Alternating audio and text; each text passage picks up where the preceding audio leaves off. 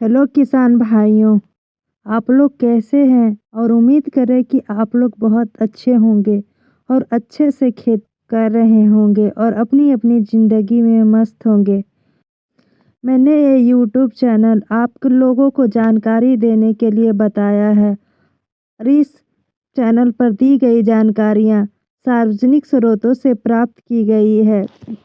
मैं आपको किसानों के मुद्दों को ठीक से समझाने और मार्केट और इसके ट्रेड की जानकारी देने के लिए ही मैंने इस चैनल को बनाया है। तो आप हमारे एग्रीकल्चर फार्मिंग को ज़रूर सब्सक्राइब करें और इस वीडियो में हम आपको बताने जा रहे हैं कि गेहूं की दूसरी सिंचाई में आपको क्या करना चाहिए, जिससे आपकी गेहूं की पैदावार बहुत अच्छी हो और आप गेहूं को बेचकर बहुत ज़्यादा पैसे कमा सके। तो आप वीडियो के अंत तक बने रहिएगा। तो चलिए वीडियो को शुरू करते हैं। अगर आपको पौधों की ग्रोथ बढ़ानी है तो गेहूं में दूसरी सिंचाई के बाद इन 3 उर्वरकों का उपयोग करें, जिससे आपकी गेहूं की पैदावार बहुत अधिक बढ़ेगी।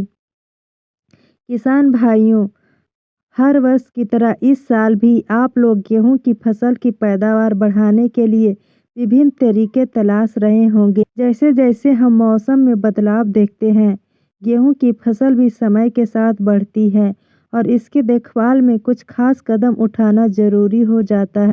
तो उसी में एक प्रमुख कदम है सिंचाई। अगर हम सही समय पर और सही तरीके से सिंचाई करते हैं तो गेहूं की फसल की पैदावार में उल्लेखनीय बढ़ोतरी हो सकती है। इसमें सबसे महत्वपूर्ण कारक है सिंचाई का और सही समय के बाद उर्वरकों का सही चुनाव। सही समय पर सिंचाई करने और उचित उर्वरकों का इस्तेमाल करने से फसल की गुणवत्ता और उत्पादन दोनों में सुधार हो सकता है। किसान भाई गेहूं में पहली सिंचाई का कार्य शुरू कर चुके हैं और पहली सिंचाई पूरी होने के बाद किसान भाइयों के मन में एक ही सवाल रहता है कि अब दूसरी सिंचाई फसल में कब की जाए। तो इस वीडियो में गेहूं की फसल में दूसरी सिंचाई के सही समय के साथ साथ उर्वरकों के चयन का भी बहुत बड़ा महत्व होता है। किसान भाइयों, क्या आपने कभी यह सोचा है कि दूसरी सिंचाई के बाद सही उर्वरक लगाने से आपकी गेहूं की फसल में कितनी बढ़ोतरी हो सकती है? क्या आप जानते हैं कि थोड़ी सी देखभाल और सही तरीका अपनाकर आप अपनी फसल से 15 से 20% ज़्यादा पैदावार पा सकते हैं? यह वही समय होता है जब गेहूं का पौधा तेजी से बढ़ता है और कल्लों का निर्माण शुरू होता है और जड़ों में वृद्धि में भी मदद मिलती है। इसके बावजूद बहुत से किसान भाई यह नहीं जानते कि दूसरी सिंचाई के बाद कौन से उर्वरक डालने चाहिए ताकि इन प्रक्रियाओं को सही तरीके से बढ़ाया जा सके। आज की इस वीडियो में हम आपको बताएंगे कि दूसरी सिंचाई का सही समय कब है और इसके बाद कौन से उर्वरक आपकी गेहूं के पौधे की वृद्धि और पैदावार में सुधार करने में मदद कर सकते हैं। हम इस वीडियो को सरल और स्पष्ट रूप में आप प्रस्तुत करेंगे ताकि आप इसे आसानी से समझ सके और अपनी गेहूं की फसल के लिए इसका उपयोग कर सके। किसान भाइयों, अगर गेहूं की फसल में दूसरी सिंचाई की बात करें तो गेहूं की फसल में पहली सिंचाई के बाद लगभग 20 से 24 दिन का अंतर होना चाहिए।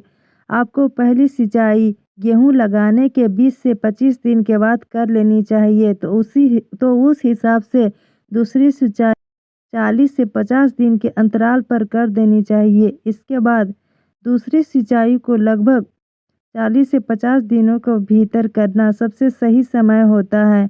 यह समय कृषि विशेषज्ञों द्वारा सुझाया गया है और इसे अपनाने से कई फायदे होते हैं। इस समय सिंचाई करने से आपकी गेहूं की फसल की ग्रोथ बेहतर होती है और टिलरिंग और फुटाव की प्रक्रिया भी बेहतर तरीके से होती है। अगर मौसम और जलवायु के कारण मिट्टी में नमी की मात्रा अधिक हो या नमी की मात्रा कम हो तो आप इसको 2-4 दिन पहले या 2-4 दिन लेट भी कर सकते हैं। इस दौरान अगर गेहूं के पौधों को उचित नमी मिलती है तो कल्लों अर्थात अनाज के दाने की संख्या भी अधिक बनती है। इसके परिणाम स्वरूप फसल की पैदावार में 15 से 20% तक की बढ़ोतरी हो सकती है। यह समय बहुत ही ज़रूरी होता है क्योंकि इस दौरान गेहूं के पौधे तेज़ी से बढ़ते हैं और कल्ले बनने की प्रक्रिया भी शुरू होती है। अब आपको उर्वरकों का उपयोग के बारे में बताने जा रहे हैं।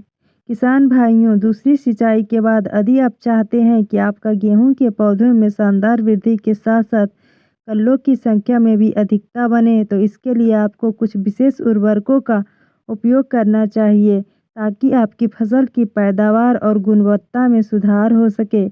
इसके लिए अब हम बात करेंगे उन 3 मुख्य उर्वरकों की जो इस समय सबसे ज़्यादा प्रभावी होते हैं।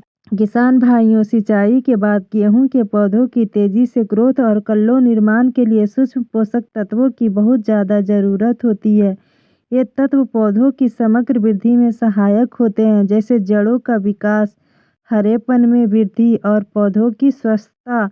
इसके लिए इन पोषक तत्वों की पूर्ति करने के लिए बायोबीटा एक ऐसा उत्पाद है जो एक जैविक उत्पाद है और इन सूक्ष्म पोषक तत्वों का बेहतरीन स्रोत है।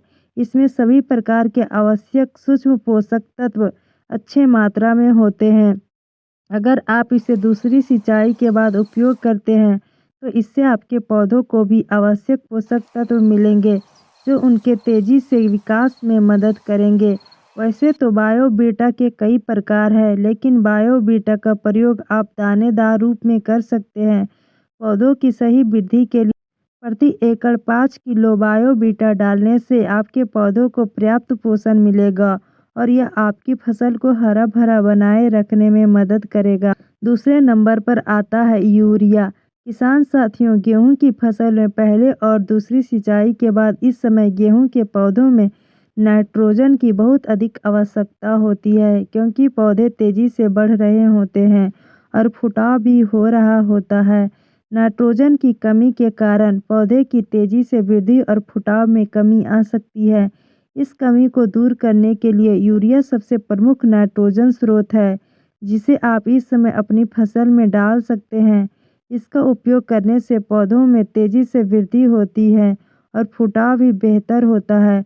इस समय यूरिया की सही मात्रा प्रति एकड़ 35 से 40 किलो होती है।